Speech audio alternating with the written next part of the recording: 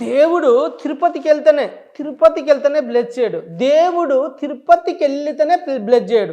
దేవుడు చర్చికి వెళ్తేనే బ్లెస్ చేయడు. సార్ నేను చెప్పేది నేను సార్, దేవుడు చర్చికి వెళ్తేనే బ్లెస్ చేయడు. దేవుడు ఆత్మశుద్ధి లేని ఆచారాలేలా, చిత్తశుద్ధి లేని శివ పూజలేలా అన్నారు. ఒకడు మా ఇంటి పక్క పని ఒకడు చాలా పెద్ద పండుగ చేసుకుంటూ ఆ తాగుదామురో తాగి ఊగుదామురో అన్నట్టు నారాయణమూర్తి పాట పాడినట్టు ఆయన ఏం చేసిండంటే బాగా తాగుతురు తింటురు. అరే మరి పెద్ద పండుగ చేసుకున్నవరా తమ్మి, అరే గా మీ సొంత పెద్దనే పిలిపించకండి వాడు నాకంటే వాడదు. అది దేవుని యొక్క నేను ఒకరింటికి వెళ్తే వాళ్ళ మాటలలో వాళ్ళ చూపులలో మీకు చెడ్డ వాళ్ళే కనిపిస్తారు. వాళ్ళ మాటలలో వాళ్ళ చూపులలో, వాళ్ళ ఇంట్లో 2 days ఉన్నాను.